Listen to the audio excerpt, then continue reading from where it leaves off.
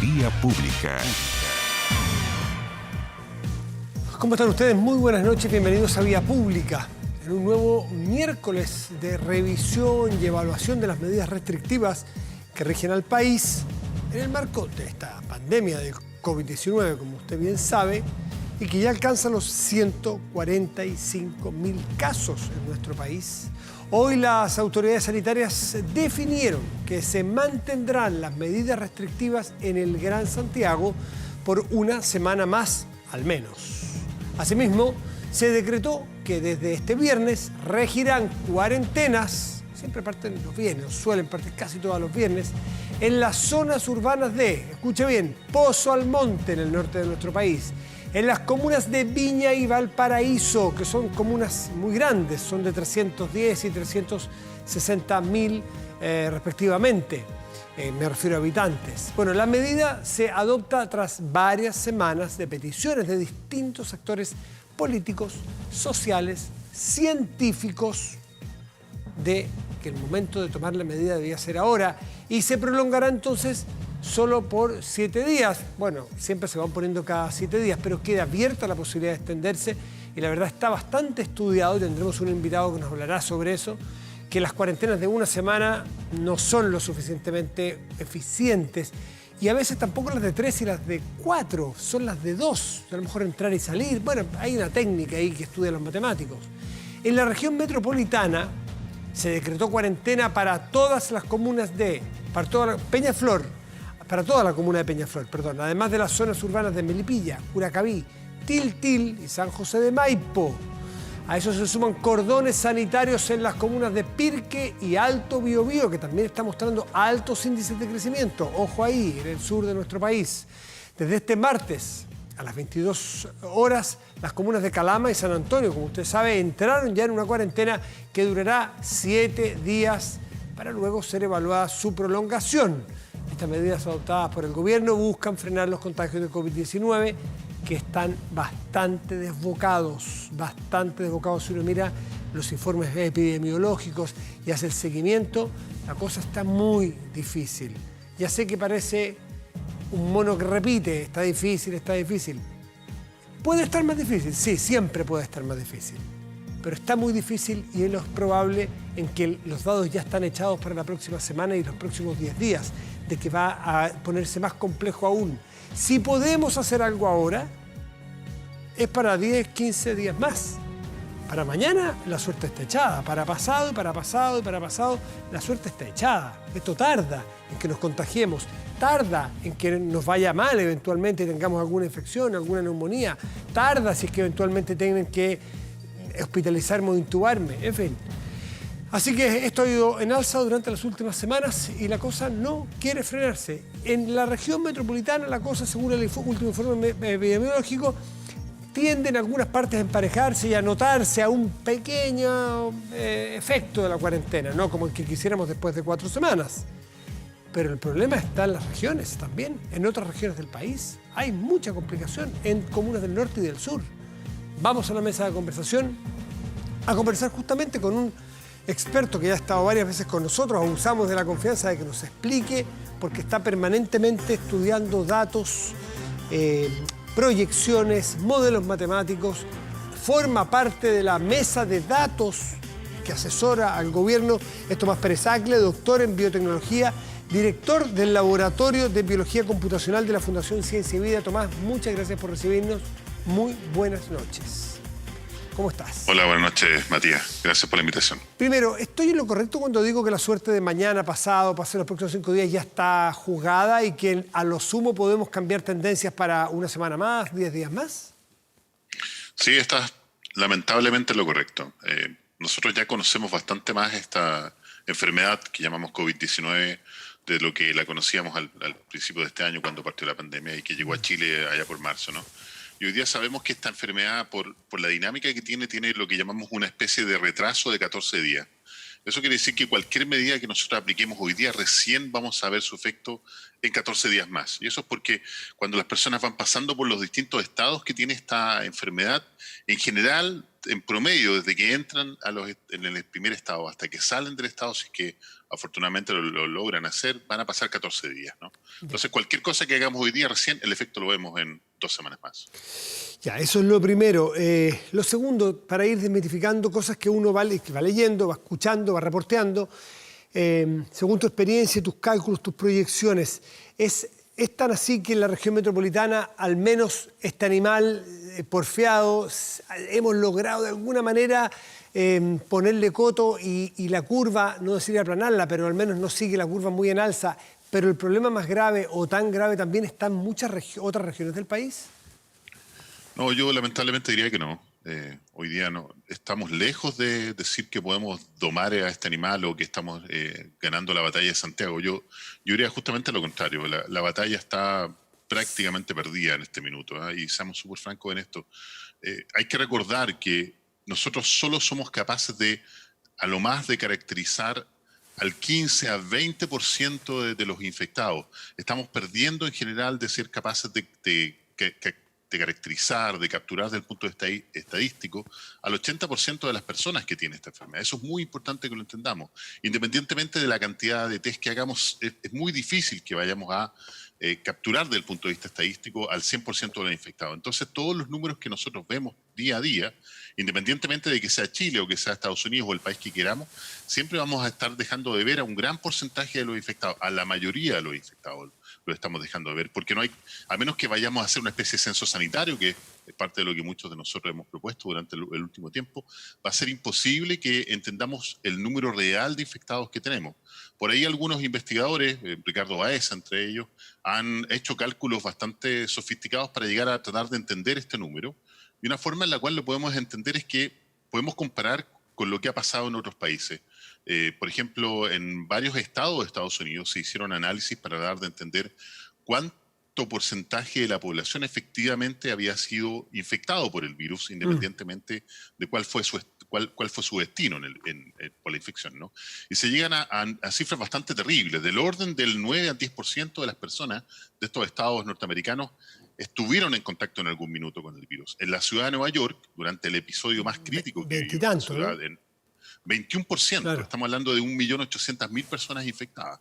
Entonces, cuando pensamos en que en realidad nuestras cifras nos dicen que tenemos 115.000, 120.000 infectados, ese es un número que tenemos que multiplicar por 3 o por 4 para llegar efectivamente al número real de infectados que tenemos en el país.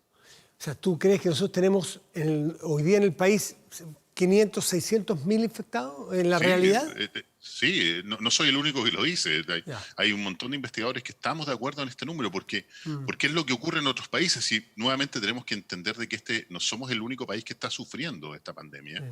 El virus está presente desde enero. Ahora, ha hecho Tomás, estrago en otros países. Tomás, estaba mirando yo la cifra de Worldometers, que es una página internacional, que tiene, en fin, es seria, es creíble, están todos los datos de muchas otras cosas estadísticas del mundo. Y me llamó la atención que nuestro país es el 8º país del mundo con mayor cantidad de personas contagiadas, oficialmente, por cada 1.000.000 de habitantes. Pero los que están sobre nosotros, o sea, peor que nosotros, que son solo 7 en el mundo, son países bien particulares. Son el Vaticano, San Marino, qué sé yo, Mayotte, que es una islita que está en el Océano Índico, en fin, Bahrein, Kuwait y Qatar. Y después Chile. Claro, para ser bien franco, Chile es el primer país del mundo con más de 5 millones de habitantes. Es el país del mundo que más tiene contagiados. ¿Por qué pasó esto en Chile? Bueno, es una pregunta muy buena que hacer, Matías, y yo creo que solo el tiempo nos va a decir exactamente dónde estuvieron todos los errores que cometimos. Lamentablemente se cometieron muchos errores, cometimos muchos errores. Es importante entender de que yo diría que aquí es muy difícil encontrar a alguien que esté libre de pecado, ¿no? Ahora, dicho esto, es muy importante también entender de que cuando hubo el momento de levantar las alarmas, muchos de nosotros, muchos investigadores, investigadores y académicos, salimos a solicitar la cuarentena total allá por marzo. Incluso nosotros mismos entregamos reportes por ahí por el 25, 27 de marzo, que tú mismo has mencionado aquí en este programa anteriormente, donde nosotros le decíamos a las autoridades que el colapso sanitario era inevitable y que se venía entre mayo y junio. Cuando hablamos de las cuarentenas dinámicas, nuestros mismos reportes decían que solo se funcionaban si se aplicaban de manera sincronizada en las distintas comunas de Santiago. Y no selectivas, que unas sí y unas no, sino que todas entrando o todas saliendo. Todas entrando y todas saliendo, y además con la necesidad de dejar una movilidad remanente de no más del 20%. Y ustedes pueden encontrar estos informes en las redes sociales. Pero lo relevante aquí, Matías, es que creo que es el momento de que entendamos que aquí todos queremos lo mejor para el país. Lo antes posible salir de esta situación. Hay muchas personas, muchos investigadores, académicos, gente del área de la medicina que está dispuesto a trabajar día y noche, a entregar resultados, a que seamos de alguna manera partícipes de la solución y no quedarnos como meros espectadores criticando a las autoridades, que es un poco de alguna manera lo que hemos hecho estos minutos. Ahora, miramos hacia atrás y todos cometimos errores, los medios de comunicación, los ministerios, todos, porque pero la sociedad que no es capaz de unirse. Hoy día leí un artículo de Paul Krugman en un premio Nobel que escribía sobre su país, sobre Estados Unidos, que decía que el mayor problema que tienen es que no son capaces de unirse y que tienen un problema feroz de bipartidismo allá y que no eran capaces de ver que tenían toda la plata del mundo, todos los medios del mundo, toda la tecnología, los médicos, los hospitales, sin embargo, no eran capaces de ponerse de acuerdo para salir conjunto adelante. Y eso es un problema que no es de un ministro, o es de un periodista, o es de un investigador, es de todos, de una sociedad que no sabe conversar y dialogar. Perdona por el paréntesis. Hacia atrás es eso. Yo quiero aprovechar tu expertise y tus números y tus modelos. Hacia adelante, ¿qué podemos hacer? Mañana veremos qué no hicimos. ¿Qué podemos hacer ahora para frenar esto? Claro, es muy difícil hacerlo. Hay que usar una analogía que creo que es muy relevante. Imagínate que esta pandemia, con el nivel de infección que tenemos hoy día, es un tren desbocado que va cayendo por una pendiente de un cerro, ¿no? Y por mucho que nos pongamos cientos o miles incluso de personas para tratar de parar este tren, va a ser muy difícil y probablemente nos va a arrastrar durante muchísimos metros. Aquí pasa algo parecido. Hay que entender una analogía que es muy grave y que lamentablemente es importante hacerla, sobre todo en televisión. Hoy día tenemos más o menos 2.500, 2.600 muertos a nivel del país, ¿no? Sí. Si hoy día fuese el pic, imagínate que se nos pasó el pic, no nos dimos cuenta. Al final de la pandemia, al menos hoy día ya tenemos 5.000 personas muertas. Y esto es muy importante entenderlo, porque la cantidad de muertos que hacemos, que se generan que subiendo la pandemia, que se acumulan, son más o menos los mismos que se acumulan de bajada. Incluso es más, sabemos que se acumulan más muertos de bajada, lamentablemente, ¿no? Entonces, es una situación súper grave la que estamos viendo hoy día, y es importante de alguna manera que estemos dispuestos a tomar todas las acciones que sean necesarias para frenar esto lo más que podamos. Es imposible frenarlo. Por ejemplo, punto, ¿no? pero cualquier punto que nosotros le bajemos a este número de infectados va a significar necesariamente menos personas muertas, y eso es donde tenemos que estar enfocados hoy día. Hace un tiempo, la última vez que estuviste aquí con nosotros, nos hablaste sobre un estudio que habían hecho ahí con Ciencia y Vida sobre los tipos de cuarentenas. Y hablaste y explicaste numéricamente cuáles son los efectos y que el óptimo son las cuarentenas de 2 semanas. Las de 1 semana tenían problemas, las de 3 semanas también, las de 4. Nosotros vamos a la de 4. Pero también sería un descriterio, a juicio de un ciudadano de a pie nomás, un descriterio levantar en estas condiciones la cuarentena en Santiago. Entonces estamos casados porque no la podemos levantar por sentido común, pero tampoco parece ser muy eficiente según los modelos matemáticos. Entonces, claro. Dime tú. Y más allá de los modelos matemáticos, Matías, perdón que te interrumpa, la realidad nos demuestra que no ha sido eficiente, porque tenemos enormes movilidades.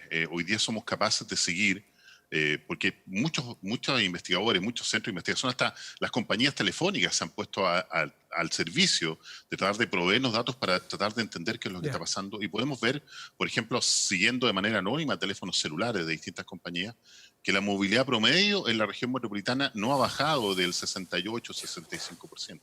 Y esto es muy importante entenderlo, porque es fácil echarle la culpa a la gente cuando pensamos en que todo el mundo vive como en una especie de Vitacura extendido o Providencia, ¿no? Pero cuando pensamos en la granja, pensamos en la Pintana, y sin estigmatizar a la gente, mucha de esa gente tiene que salir en el día a día para conseguir el pan que se lleva todos los días a la boca, ¿no? Entonces hay que entender de que la cuarentena no funciona de la misma manera en los distintos lugares del país donde se aplica. 60% es el promedio de movilidad que tenemos en la región metropolitana. Dame una cifra, ¿cuánto uno veía las noticias en enero y febrero estupefacto en febrero de lo de Roma, Madrid, Claro. en general, Italia y España, y veía unas ciudades vacías? Así es, absolutamente ¿Qué vacío. porcentaje Mira, de movilidad era eso? ¿A cuánto llegó España? Cuando llegó la delegación de la Cruz Roja China a Italia a ayudarlos a tratar de resolver este tremendo problema que tenían, Sí. de decenas, cientos de personas muriendo todos los días, miles de personas durante el pic, ¿no? Lo primero que hace el jefe de la delegación china es citar a una conferencia de prensa donde de alguna manera reta a los italianos y a las autoridades que no podía ser que hubiera hasta transporte público funcionando, ¿no? Claro. En el peor momento de la crisis sanitaria en estos países que estamos mencionando, ¿no? Europa, varios países de Europa, la movilidad remanente anduvo en el orden del 20%. Hacia allá tenemos que ser capaces de llegar. Con el 20% tuvieron el drama que tuvieron. Nosotros estamos en la región metropolitana con 60% de movilidad. Claro, durante el momento más álgido, ellos lograron bajar la movilidad hasta el 20%. ¿Okay? Si nosotros quisiéramos hoy día partir de cero nuevamente con las cuarentenas, ¿no? En esta suerte de cuarentenas selectivas que hizo el gobierno, ¿no? Sería ideal lograr esa cifra de reducción de movilidad. Pero no la logramos, no la hemos logrado, y es muy difícil probablemente que la logremos, entre otras cosas porque hay mucha gente que necesita salir a la calle todos los días para conseguir su sustento diario, ¿no? A ver, te puedo hacer una pregunta que es un poquito de hipótesis, solamente es que hay algo que a mí no me cuadra mucho, porque llevamos 4 semanas con el costo social, económico que significa para tratar de parar una pandemia que se nos desboca. Entonces uno piensa, ¿no será que hay una estrategia que están usando y que nosotros no la entendemos o que no se dice porque es difícil? Y voy a ser bien franco, ¿no estarán las autoridades sanitarias con la cabeza pensando en la inmunidad de rebaño? Quizás matizada. Es el caso sueco, es el caso de Boris Johnson al principio, porque no calza esta cuarentena light que tenemos. No me calza, no calza que en fin, que el foco, o más bien calza con que el foco está puesto, y que en buena hora está muy bien puesto también en muchas camas, ventiladores que han llegado y lo han hecho estupendo en eso. Pero no es suficiente, lamentablemente. Bueno, la historia dirá si es suficiente o no, pero ¿no será que...? Porque si uno lee una entrevista de la subsecretaria Daza de hace como un mes, dijo, lo que nosotros tenemos que lograr es que se infecte o se contagie la mayor cantidad de gente posible. ¿No estará buscándose eso todavía? Es decir, apostando que me alcanzan los medios hospitalarios y físicos, pero tratando de que se me contagie la mayor cantidad de gente para evitar una segunda ola? Bueno, ojalá que no sea el caso. Si la subsecretaria Daza lo dijo en la prensa, bueno, habría que preguntarse si realmente ese es el objetivo que tienen las autoridades. Lo dijo a finales de abril, no ahora. Claro, sería importante preguntarles directamente y que lo aclarasen, porque sería de alguna manera una explicación para muchas de las decisiones que hemos visto, y particularmente del manejo comunicacional, que al menos a mi juicio ha sido uno de los graves problemas que han tenido las autoridades, ¿no?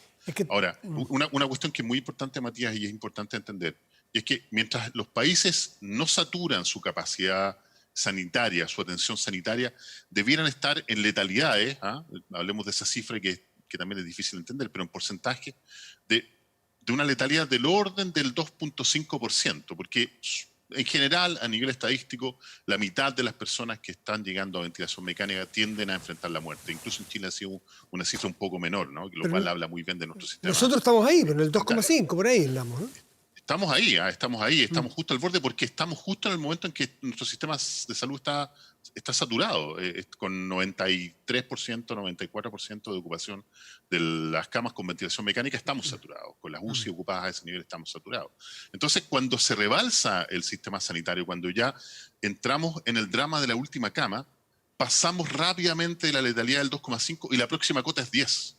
Y esto es súper importante entenderlo. La próxima cota es 10% de letalidad. Y ahí están países que lo han hecho muy bien. Están países que han sido capaces de luchar contra la pandemia, de reforzar su sistema sanitario, de ser capaces de luchar con dientes y codos, ¿verdad?, contra este virus, ¿no? Y sobre el 10% llegamos a la cuota del 15%. ¿Y quiénes están ahí? Está Inglaterra, está España, está Italia, está Francia. Están países del primer mundo, del primerísimo primer mundo. Está la región de Lombardía, que tiene uno de los mejores sistemas sanitarios de Europa y por lo tanto del mundo, con letalidades mayores al 14%. Entonces es muy importante que nos preguntemos hoy día cuáles son las medidas que tenemos que adoptar para evitar superar esa barrera del 10%, para quedarnos entre el 2,5 y el 10. Y esa es la meta donde deberíamos estar hoy día pensando. Ahí es donde deberían estar puestos los objetivos. Explicarle a la gente que letalidad es la tasa de personas que muere del total de contagios. La mortalidad de la gente que muere de la total de la población. Y usted está hablando de letalidad, es decir, de los que se nos han contagiado, se nos han muerto el 2,5% aproximadamente. Ahí está Chile. Aproximadamente, sí. Y hay que hacer una diferencia entre los que somos capaces de detectar, ¿cierto? Sí. Que son estos 115.000 hoy día, ¿no? Versus el universo total de infectados, que nosotros suponemos que son entre 4,5 o 4 veces más del número actual. Bueno, en ese caso entonces la letalidad bajaría dramáticamente. Pues. Si en vez de los 140.000 que tenemos fueran 600.000 y que no lo hemos descubierto, pero que los tenemos, con esta misma cantidad de muertos, nuestra letalidad bajaría al 1, quizás menos por ciento. Claro, lo que pasa es que hay que reconocer, no es para enredar la conversación, pero hay que entender de que cuando referimos a letalidad nos referimos a aquellos que somos capaces de detectar. No al otro conjunto enorme de infectados que finalmente tenemos en la población. Ahora, cuando tú hablas de que el ejemplo de, y me acuerdo de haber leído la crónica de los chinos que llegaron a Italia y les dijeron, muchachos, si quieren que les vaya mejor de lo que les está yendo, pónganse serios y hagan cuarentenas de verdad. Si llegaran los chinos a Chile, esos mismos chinos les dijeran, muchachos, si quieren, hagan una cuarentena de verdad, no este Santiago que vemos que está disminuido en un 40%. ¿Habría que cerrar el metro? ¿Habría que cerrar las locomociones colectivas? ¿Habría que sacar, qué sé yo, más fuerza policial o militar a la calle en serio? Bueno, y llegar al acuerdo político para entregarle los dineros de emergencia a la familia, eso, para que puedan comer, eso es básico. Pero ¿habría que hacer ese tipo de cosas tan drásticas? Sí, habría que partir por lo último que tú dijiste, Matías. Sí, ¿no? eso ser capaces de llegar, eso es lo más relevante. Condición sine qua non. Condición sine qua non. Si nosotros queremos realmente llegar a esos niveles de movilidad remanente del 20% que lograron estos países de Europa, y es mejor entrar hoy día que hacerlo en 2 o 3 semanas más, donde vamos a tener un desastre desde el punto de vista de la cantidad de muertos, ¿no? Entonces hay que partir por lo más importante, que es de alguna manera llegar con la ayuda lo antes posible a la gente, ¿no? Y lo segundo que quiere hacer es eliminar el transporte público. Fue lo primero que dijo la delegación china en Italia. ¿Cómo puede ser que ustedes, con la situación que tengan el transporte público funcionando? ¿Cómo puede ser, Matías, y esto es muy importante entenderlo, que durante marzo a junio se hayan emitido por comisaría virtual 26 millones de permisos? Eso es una cifra escandalosa desde el punto de vista de la cantidad de permisos que se están emitiendo. Por eso pregunto si existe la voluntad real de parar el país en la cuarentena, o si hay una situación intermedia entre pararlo, pero también dejar que nos contagiemos, que no es maldad, es una fórmula que hay países serios que lo han usado. Por eso te lo pregunté. Sí, eso es cierto. Bueno, insisto, creo que habría que preguntarle, y creo que usted, en función de ustedes, los periodistas que lideran los medios de comunicación, de ir a hacer este tipo de preguntas a las autoridades, porque es una pregunta súper válida, particularmente cuando la subsecretaria lo sale a decir hace del orden de un mes atrás, ¿no? Pero es una estrategia que lamentablemente no ha funcionado en los distintos países donde se ha implementado, porque, entre otras cosas, si uno quisiera llegar a una inmunidad de rebaño, en este caso, tenemos que pensar en que se te tiene que contagiar el 60% de la población. Es un número que es imposible llegar, porque antes de eso el sistema de salud sanitario está colapsado y tienes hasta una letalidad del 15%. O sea, de todas las personas que tienes infectadas, hasta el 15% potencialmente se está muriendo. Entonces, el clamor social y la necesidad de hacer algo finalmente no te lleva a pensar que esta es una estrategia que no tiene ningún sentido práctico.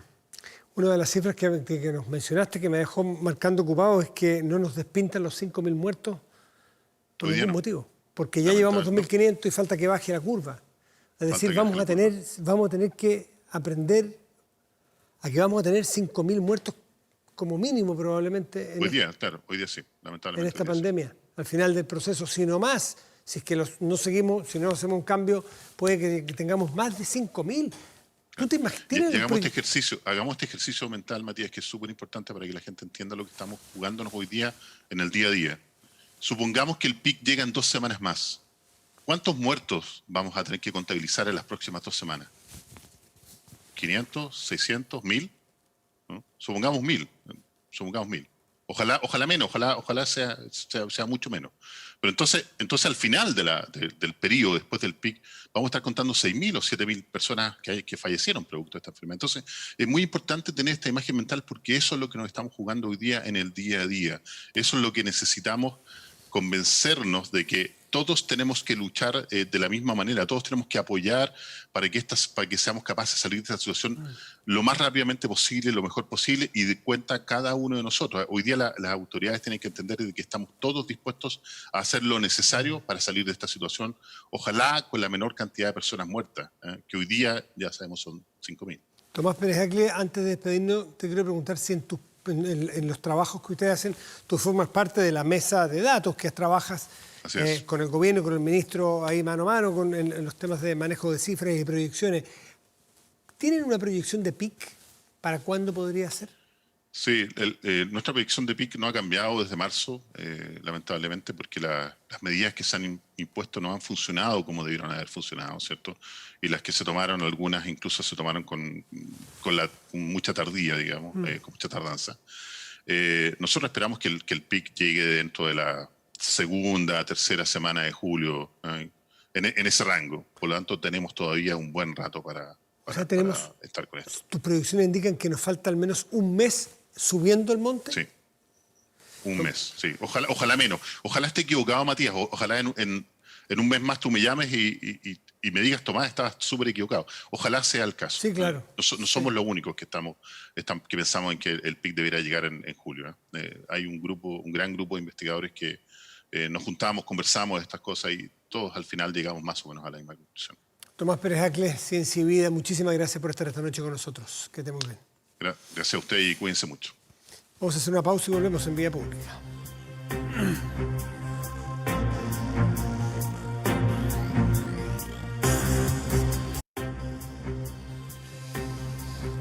Estamos de vuelta en Vía Pública.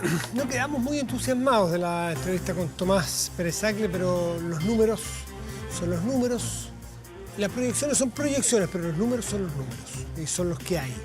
Y no hay tutía con eso. Pero bueno, vamos a conocer otras realidades. Las realidades territoriales. Las comunidades en comunas que no suelen estar en el centro de la noticia porque están más en la periferia de grandes ciudades, porque son rurales, urbanas, muy dormitorio, pero una de ellas, hay varias, que hoy entraron en esta cuarentena. Y por eso queríamos conocer la realidad de una comuna como Tiltil. Y tomamos contacto con don Nelson Orellana, su alcalde. Don Nelson, muy buenas noches, gracias por recibirnos en su casa esta noche. Hola Matías, buenas noches. ¿Cómo está, Nelson? Bueno, estaba mirando los números, las cifras de su comuna, en las aplicaciones oficiales que hay, y la verdad que por suerte ustedes muestran una curva un poquito a la baja, ¿no es así? En las últimas semanas de casos activos. Pero antes de entrar en números y eso, quiero que me cuente un poco de qué está pasando en Tiltil, cómo están viviendo en Tiltil ustedes, cuáles son sus urgencias. A ver, hay harta información que de alguna forma hay que depurar, porque tú lo dices muy bien, Matías, hay algunos indicadores que vamos a la baja, pero nosotros tenemos información del día a día y hoy día podemos confirmar 204 casos, lo cual habla de una situación muy compleja en Tiltil. Perdón, 200 casos. Nelson, disculpe. 204 confirmados, positivos. ¿Activos o positivos hoy? Positivos. ¿Positivos hoy? Sí, positivos desde el comienzo hasta ahora, 204. Acumulados. Los recuperados, ¿cierto? Es un número que no lo tenemos tan depurado, pero son alrededor de 130, con 640 test que se han realizado en la comuna. Entonces, claro, tú dices, va a la baja, pero nosotros los números son totalmente alarmantes para una comuna tan pequeña con 19.000 habitantes, en donde hay una dispersión geográfica que la pandemia se vive en forma muy diferente a lo que se vive en la zona urbana. Claro. A ver, ¿por qué? ¿Cuál es la realidad de una comuna como la de ustedes? No sé si naturalmente, no todas las personas que nos están viendo conocen Tiltil, a la salida hacia el norte de Santiago, y es una zona bastante rural. No sé qué porcentaje de población rural tienen un centro urbano, naturalmente, pero ¿cuál es la realidad de lo que están viviendo allí ustedes? Tenemos 2 centros urbanos que concentran una cantidad importante de vecinos, que es Huertos Familiares y Tiltil Centro. Pero la ruralidad que tenemos es bien especial porque tenemos 9 localidades, a diferencia de muchas comunas rurales, sobre todo las de la región metropolitana que rodean a Santiago.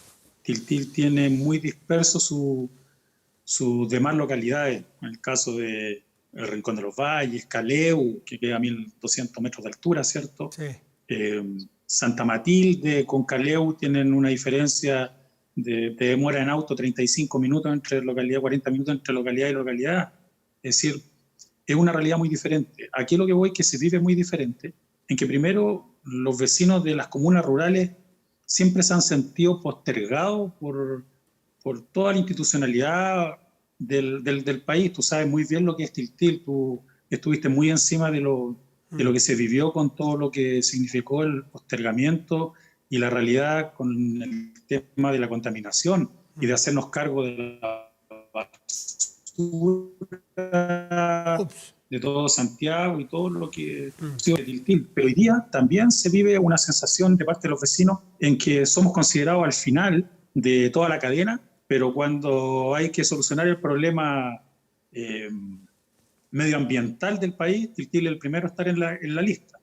Pero cuando hay que solucionar los problemas, siempre somos de lo último, y no solo Tiltil, sino que el mundo rural en general, las 18 comunas que rodean al Gran Santiago y las 200, casi 70 comunas en el país. Chile es un país rural, no es un país urbano. Eso habla de que deberíamos tener mucho más preferencia por el mundo rural, ¿cierto? Darle más importancia. ¿Dónde se vive esta discriminación hoy día, Matías? Es, por ejemplo, cuando detectamos hoy día con la pandemia un caso COVID y tenemos que trasladarlo a un centro asistencial. Nosotros tenemos estaciones rurales, tenemos postas, tenemos CEFAM, tenemos un hospital comunitario, pero cuando llega el sistema a tener que trasladarlo de emergencia en una ambulancia a un hospital de alta complejidad, llegamos al Hospital San José, en donde nuestros vecinos tienen que estar 10 horas, 12 horas esperando por una derivación, ni siquiera para que lo atiendan en ese hospital. Esa es la discriminación de que hablamos. Esa es la realidad que vive Tiltil.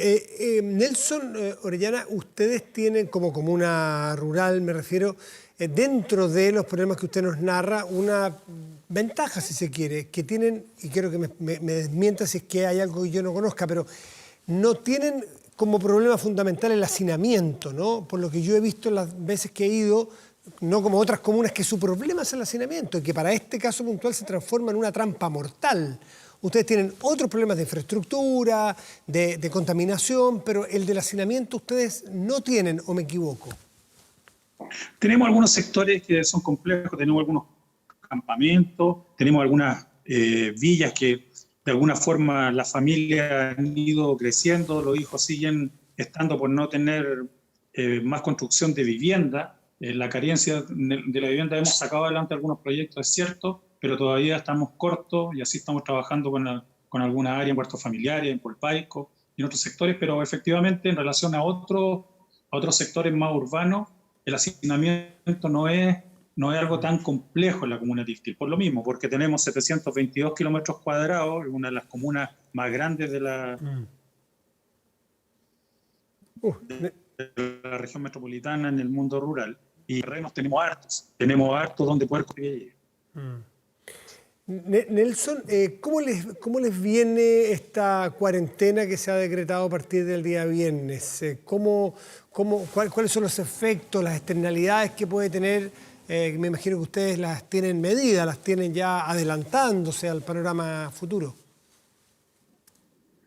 Sí, bueno, nosotros fuimos una de las comunas que solicitó, al igual que muchas comunas rurales, solicitamos hace mucho tiempo la cuarentena y en un momento la pedimos total para la región metropolitana, porque veíamos que cuando se hacen estas estas cuarentenas parcializadas no tienen el efecto real. Una cosa es lo que escuchamos, ¿cierto?, a través de los medios, de los cordones sanitarios y otros, pero en la realidad las cosas no funcionan tan así.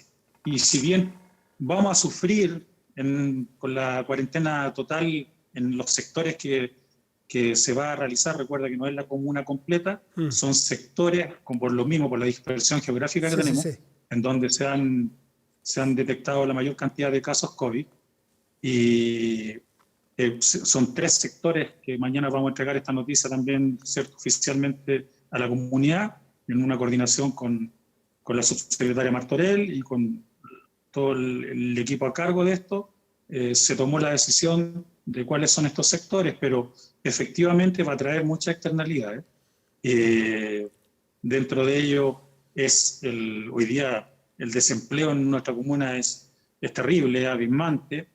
Recuerda que nosotros somos una comuna que nos hemos ido transformando poco a poco en una comuna dormitorio, donde la gente tiene que ir a la gran capital, a Santiago a trabajar, por lo cual ahora se nos viene todo el problema, ¿cierto?, de tener a muchos vecinos sin trabajo, por lo cual vamos a tener que generar una asistencialidad fuerte. Ya estamos entregando las cajas que están destinadas al gobierno. Hoy día ya vamos en las 2.500 cajas, de 3.500 que va a enviar el gobierno, pero que se necesitan 4.600 en la comuna, en donde el municipio va a tener que poner alrededor de 1.200 cajas. Bueno, la municipalidad que se compró con los recursos. Sí, pues la municipalidad recibieron cerca de $100 millones hace aproximadamente 3 semanas de aporte del gobierno central justamente para ir en ayuda de sus vecinos. Sí, nosotros recibimos 60 millones, ya no me acuerdo bien el número, pero 60 millones aproximadamente para todo lo que es la compra de equipamiento COVID, directamente para fortalecer todos los equipos de salud, y 90 millones aproximadamente en libre exposición para la pandemia, libre exposición entre comillas, tampoco con una apertura total. Y de ahí nosotros hemos comprado 3.000 cajas de asistencialidad, lo cual debe rondar entre los 55 y 60 millones de pesos aproximadamente de estos 90, en donde teníamos pensado poder parcializar de a 1.000 cajas mensuales para poder sobrellevar lo que se viene, porque recuerda, Matías, y tú lo has planteado varias veces, esto no va a ser algo tan corto y no sé si de corto plazo o mediano plazo. Yo creo que esta cosa es para largo y tenemos que ser responsables también en que municipios pequeños como los de Tiltil no tienen los recursos para sostener una situación que vaya más allá de 3, 4, 6 meses. Entonces habíamos pensado en dosificar esas cajas, pero ahora como el número de cajas que están enviando, espero que se revierta esa cifra, son alrededor de 3.500 cajas y nuestros vecinos son 4.600 familias aproximadamente en toda la comuna. Vamos a tener que echar mano desde ya unas 1.200 cajas de las que tenemos reservadas. Nelson, su experiencia es que es mejor o es más fácil o es más adecuado, por llamarlo de algún modo, llegar a través de esta asistencia de cajas, o porque hay un debate al respecto, o entrar con dineros directos a las cuentas RUT de las personas para que hagan sus compras locales ellos. ¿Usted por qué camino le parece que el más optaría usted? Yo creo que las dos fórmulas son bastante buenas siempre que se hagan en forma correcta. Yo creo que la caja para el mundo rural, cuando tenemos adultos mayores que viven de un centro urbano a 30, 35 kilómetros y tenemos una pareja de abuelitos de 85 años, la caja efectivamente es una ayuda tremenda porque estamos llegando con el alimento hasta el hogar. Claro. No así si diéramos un bono. A estas personas se les complica, ¿cierto?, poder obtener ese dinero primero. Segundo, después poder salir a comprar. Hay toda una logística ahí que comienza a entorpecer, pero yo creo que también para otros sectores más urbanos también sería una muy buena solución, y así lo han demostrado algunos alcaldes que han tenido esta iniciativa de hacer acuerdos, convenios, alianzas con los locatarios pequeños, ¿cierto?, con los comerciantes de las comunas, para también dar un impulso económico, que también es un tema que hay que empezar a manejar. Nelson Orellana, lo hemos querido invitar esta noche, alcalde de Tiltil, para que nos cuente la realidad de un lugar, de un territorio distinto, si bien es de la región metropolitana, es preferentemente o fundamentalmente rural, lo ha explicado bien, tiene distintas urgencias, distintas necesidades, distintos temores, porque cuando tienen una persona enferma no tienen al paso o a la mano un hospital grande, sino que tienen que venir a Santiago. Entonces es interesante también este canal público que trata de llegar a todos los rincones. Esta realidad nos interesaba particularmente, le deseamos que les vaya muy bien en la cuarentena que parten el día viernes en la zona más urbana de Tiltil, Nelson. Muchas gracias, Matías. Un llamado a todos nuestros vecinos a ser más rigurosos que nunca. Hemos tenido 2 fallecimientos de 2 adultos mayores nuestros, los cuales los sentimos tremendamente, y eso hace que esto lo miremos con mucha más responsabilidad y que acatemos todas las normas que vamos a implementar desde el viernes en adelante. Muchas gracias, Matías, por el contacto y muchas gracias por estar preocupado del mundo rural, que no siempre tiene la voz que se requiere. Bueno, muchísimas gracias ahí a la tierra de Manuel Rodríguez, como se le conoce habitualmente ahí a Tiltil. Chao, Nelson, hasta la próxima. Que esté muy bien. Un abrazo, muchas gracias. Hacemos una pausa y volvemos aquí en Vía Pública.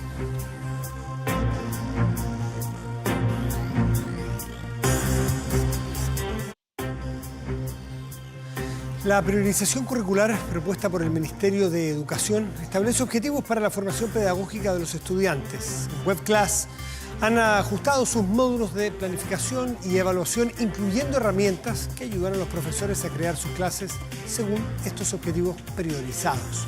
WebClass, líder en tecnología educativa. Más información en webclass.com. Vamos a la pantalla, por favor, y revisamos qué es lo que tiene en portada nuestro portal de noticias 24horas.cl. Se lo he dicho ya, estos son los portales de noticias más visitados de Chile, por lo completo que es, por la rápida actualización que tiene, bueno, el soporte del canal de cable, del canal abierto, en fin, de todas las plataformas de TVN, están resumidas aquí. Y en este momento tiene, además, cosas de utilidad pública, se le podría decir, ingreso familiar de emergencia, pago de ingreso familiar de emergencia, ingresa a tu RUT y revisa si te corresponde.